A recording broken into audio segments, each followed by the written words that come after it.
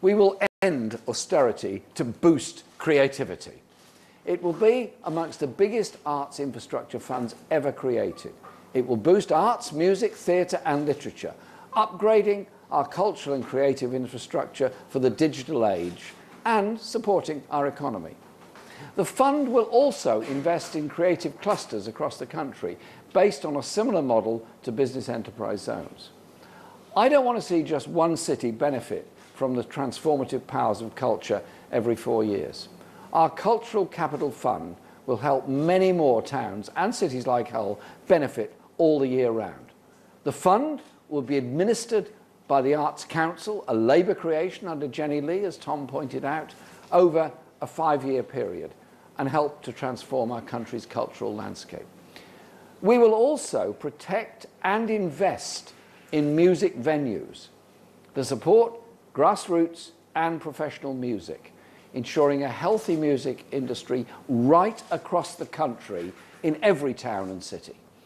Labour will review the business rate system to make it fairer to organisations like music venues. And this is actually very important and very practical help that we can give. Extending the £1,000 pub relief to help small music venues that are suffering from extraordinary rate rises at the present time. We will also maintain something that we're very proud of in the Labour Party and what Chris Smith achieved when he was our Secretary of State in 1997. We will maintain free museums and invest in our heritage sector.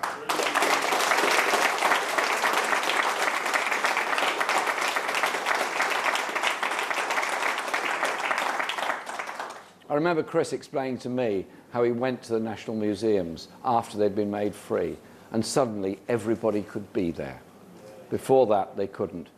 Our national heritage is national for everybody, not just those that can afford it. The heritage sector is central to both the identity and economy of local communities across the country, because access to culture is vital for the emotional and intellectual growth of all of our people, but especially important for young people. We want to unleash the potential of every young person, not just through education in the normal school setting, but also through culture. In every one of us, there's a poet, a writer, a singer of songs, an artist, a creative thinker. But too few of us are able to fulfill any kind of artistic ambition. Under the Conservatives, it's getting worse. Per pupil funding for schools is going to be cut for the first time in a generation. It's become so bad that head teachers are being forced to send out begging letters to parents to make donations just to keep the schools running. This is a shameful state of affairs.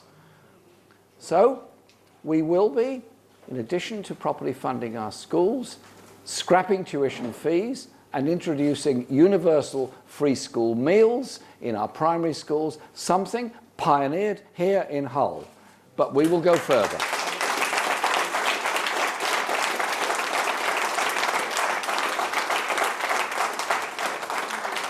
Labour will introduce an arts pupil premium that will allow every primary school child in England the chance to learn a musical instrument, take part in drama and dance, and have regular access to theatres, galleries and museums.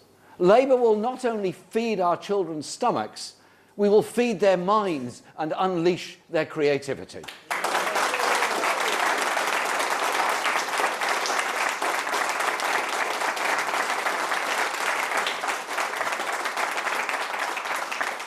The Arts Pupil Premium will provide £160 million per year to boost creative education and ensure arts facilities in state schools match standards found only now in many private schools. We will deliver a creative future for all and a culture for the many, not the few. But we need your help. If people want to see these transformative changes, then they have to be able to vote. Those who are not on the register have 12 hours, 26 minutes to get registered. 12 hours, 26 minutes, and it'll take you 2 minutes. So you've still got 12 hours, 24 minutes to do whatever you were planning to do today. Since the election was called, more than 2 million people have registered to vote. 40% of them aged between 18 and 24. So my message is simply this. If you're being held back and want to lead a richer life, then get registered and have your say. We can stop a Conservative government that wants to pit the old against the young and replace it with a Labour government that offers hope and unity. A government for the many, not the few. A government that ensures that culture is for all. And I'm very proud of the manifesto we're putting forward. I'm very proud of the culture and creative part of this manifesto. This country is so brimming with talent. Let's let that creativity, that talent, that genius be unleashed, because culture is for the many, not the few. Thank you very much indeed.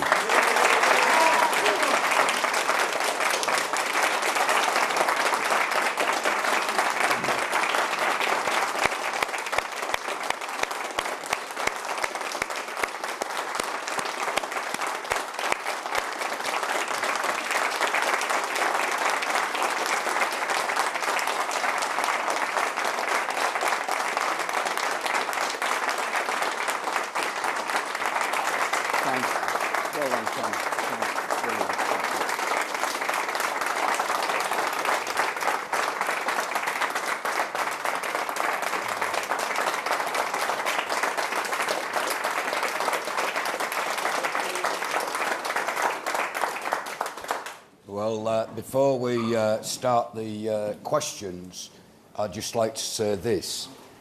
In 2011, when we became the administration in Hull, it was a question of either managing decline or going for growth. And the sensible thing, the most sensible thing to do, we knew quite well, was to go for growth. Growth produces jobs, it gives hope to the people, and part of that we got together with business, with the voluntary sector, with the arts community, and we developed that plan. And I can say this, that in 4 years, that plan and all the things that we had in that plan has succeeded.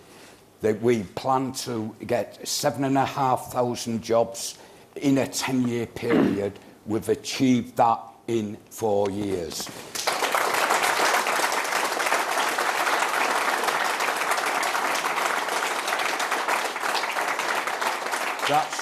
That's everybody in Hull working together. It's what was needed. We needed that hope and the futures for our young people. What we've seen, what we are seeing now is an upsurge in regeneration and investment never before seen in this city. Just in the last 18 months, announcements and actual now developments have occurred to the tune of just under £3 billion in this city. A total transformation of the city centre where people are so proud to come into.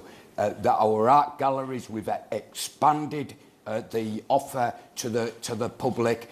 We've increased the hours of our art galleries and the other cultural things in this city. So we have not gone in to decrease or to close down. We have increased. And through that, we're now seeing huge number of jobs being created in the city centre alone.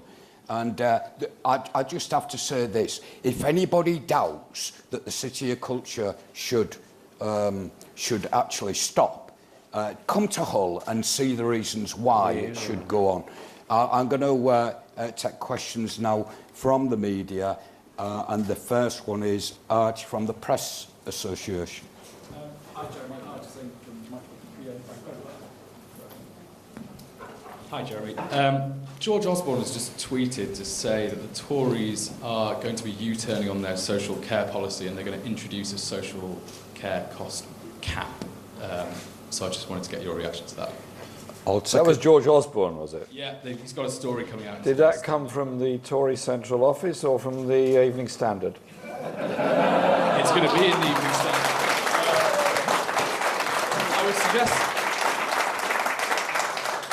I would suggest to you that he probably knows. Okay. And we'll take them in. We'll take them in threes. And Rachel from RTV. Good morning. Hi. Labour have been running education in Wales since 2011, and yet tuition fees there are the same as in England, £9,000 a year. Why should students in England trust you on tuition fees? And Keir from the Daily Mirror. Morning. The last two sets of opinion polls have been single-digit leads for the Tories. What do you think is behind that, and do you think you can keep going? Okay, thanks for your questions. A Tory U-turn on social care would be extremely welcome because I want this country to face up to its responsibilities to those who need care, either frail elderly, those with special needs, those with severe disabilities, those with learning difficulties. And our proposals are that we will refund social care, putting emergency money into it now so those million people waiting for social care don't wait. And we won't get involved in this horrible policy the Tories are putting forward, which will actually damage families and family income, damage people, break up relationships. All kinds of horrible things will happen from their very dangerously ill-thought-out social care policy. And if George Osborne is at last doing something useful in his life of supporting proper funding of social care, then thank you, George, for that. And I urge him to read very carefully what's in our manifesto on social care. Rachel, thanks for your point. We put forward a very clear, funded and credible policy of what we're going to do on university fees. We do so because if we carry on with this process of ever-rising fares, and indeed under the Conservatives a threat of lifting the cap altogether, then what happens is two things. One is those that have achieved enough to get into university, gone through university, leave with debts of often £50,000 and more than that. And if they earn more than 21,000, they have to start repaying it, but the debt is still there for a long time after that. I'm determined that university education should be available for all.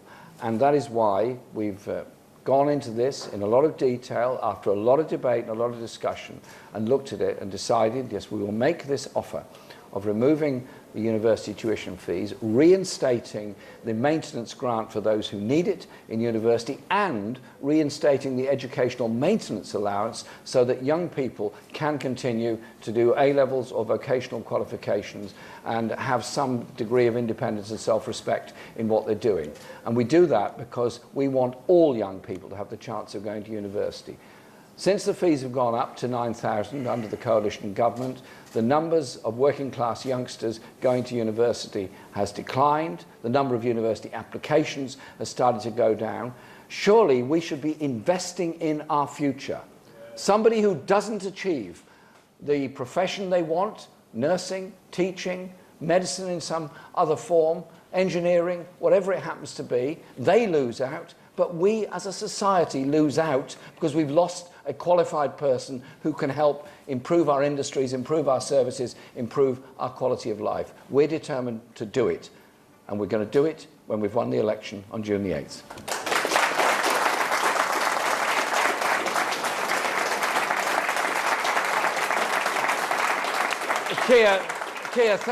Keir, thanks very much for your question. I'm not commenting on any polls that are going on. The only poll I'm interested in is the one on June the 8th. But what I would say is The numbers of people that have registered to vote in this election are extraordinary. The numbers of people that are volunteering to help the Labour election campaign are extraordinary. And the numbers of people making small donations, average of £22, to our election funds, says something about the popularity of the manifesto we put forward and the views that are there in it.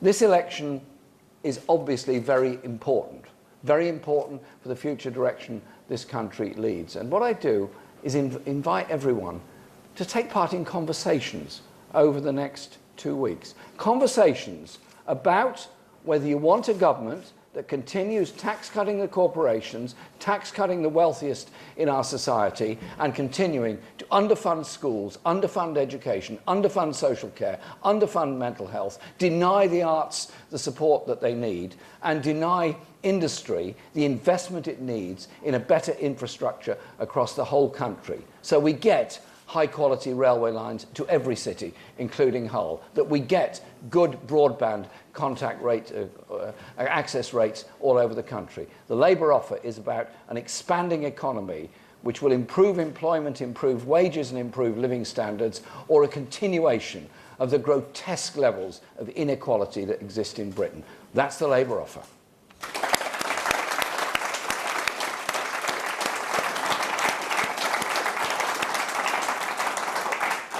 We'll take questions from the audience. Any questions from the audience? Sure. Jeremy, we have a society that we want. We have a society that we want to build on equality, and I know that's what you're attempting to deliver.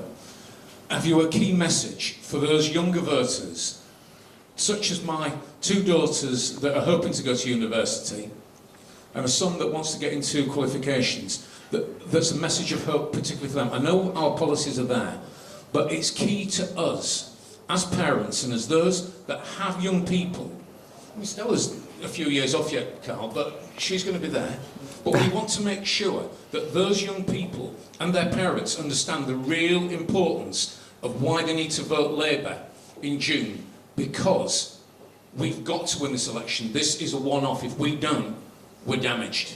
Not us, I'm talking about as a party, I'm talking about the country. Yeah. How do we get by this, and how do we deliver for them? Darren.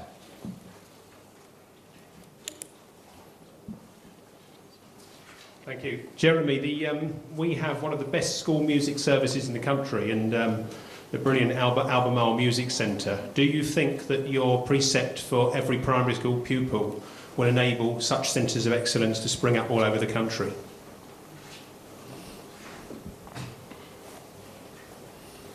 Any further questions? Anybody in the audience? Yeah.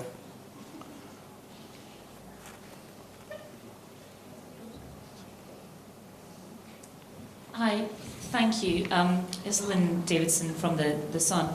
The Northern Ireland... No, we don't boo journalists. The Northern Ireland Secretary, James Brokenshire, has challenged you today. I know you were asked about this on television yesterday, but he's asked 5 questions on the IRA, asking, should the IRA's acts of murder be condemned unequivocally? Were the IRA terrorists?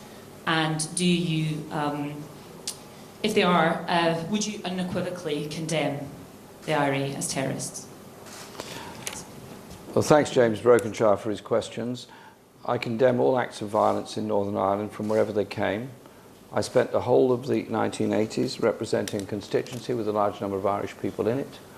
We wanted peace, we wanted justice, we wanted a solution. The ceasefire, the first ceasefire, helped to bring that about and bring about those talks, which were representative of all sections of opinion in Northern Ireland. And the Labour government, after 1997, helped to bring in the historic Good Friday Agreement, which the basis of which was the recognition of the differing cultural histories and values of Northern Ireland. And it stood the test of time, and it's still there. We have devolved administration in Northern Ireland. And I think we should recognise that that peace was achieved by a lot of bravery, both in the unionist community as well as in the nationalist community. People that walked a very difficult extra mile when they were under pressure from their communities not to do so. Both Republicans and Unionists walked that extra mile and brought us the Good Friday Agreement. And I think we should use this election as thanking those that brought about the Good Friday Agreement. All of them.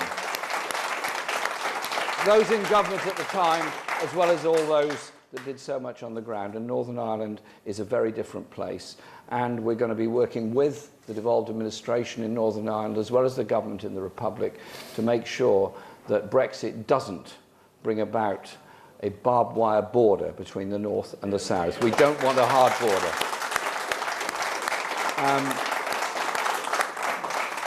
Of the other two questions raised, thank you. This election is about two views and visions of Britain. Either the absolute 21st century cutting-edge ideas put forward by the Conservative Party, which seem to revolve around restoration of fox hunting and selective education, or our view, which is one which is about giving opportunities for all. We cannot go on being the laggard of industrial investment of all the major industrial countries in the world. We cannot go on underfunding crucial services. We cannot go on shortchanging our young people who are offered little except greater costs and greater debt and less opportunity. And so we're not going to get into this awful game of setting off the young against the old, saying to the young, you've got to pay for the costs of the older people, saying to the older people, you're under some kind of threat because of what we want to spend on education. In reality, we all depend on each other. Young people need the support and help and wisdom of older people. Older people need to be encouraged and enthused by young people. So our manifesto is for all. And I say to young people in this country, this is your chance. People laid down their lives that you might vote. Women's right to vote came because of bravery of those that fought for it, the suffragettes and many others around the time of the First World War. But it also started here, in Hull. Mary Wollstonecraft, born in Beverley, she wrote The Rights of Women in 1797. And that is very much part of the origins of that whole democratic movement. Hull has taught the world a great deal. And I say to young people, this is your chance to vote in this election, your chance to express your democratic view, and I hope you will recognise we are absolutely determined and serious to properly fund education, properly fund and support culture and the arts, properly invest in industrial growth and service industry growth for the future, so your skills, your genius can contribute to a better quality of life for everybody. Please take part in the election, but above all, have that discussion. Ask those difficult questions of each other and everybody else between now and election day. That is what an election should be about, a popular debate and a popular discussion. And do you know what? I'm enjoying every minute of it.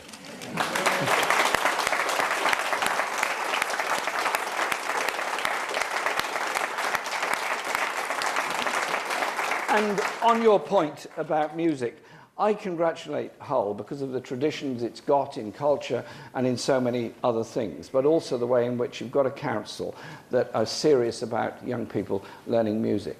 And when young people achieve things together, it's quite inspiring. And it's the role of local education authorities that's also important in this. I went to the Royal Albert Hall to see the Schools Music Association concert a couple of years ago. Absolutely brilliant, absolutely extraordinary. Huge orchestras of 100 children coming together. You think, wow, how does the conductor manage it? But the joy of those children there performing together. You go to libraries where there are summer reading projects and you see the joy of children who've read 6 books, talked about it, and feel inspired by it and will carry on using the libraries. And so I want to roll that out all across the country. So those areas that are seeing their theatres closed, their libraries closed, music classes cancelled in their schools, lack of instruments and all that sort of thing, it isn't going to cost a mint of money in order to reinstate so much of that. And that's why Tom and I are absolutely serious about this pupil arts premium to make sure that every child gets that chance. Don't leave it just to those whose parents are able to spend enough money to get their children into private theatre schools or private music lessons. Let's make it mainstream. Do well in music, you do well in maths. Do well in maths, you do well in music. It's not an add-on, it's not an alternative, it's part and parcel of our creativity and our lives. I think what we've proposed today here in Hull is something that will absolutely transform the cultural landscape of this country in exactly the same way that the 1960s Labour government, led by Harold Wilson and that fantastic Minister of Arts, Jenny Lee, transformed the whole ideas and notions of culture and involvement of everybody. There's creativity in us all, rich or poor. Thank you very much. Yeah. Thanks a lot, mate. Well done, you.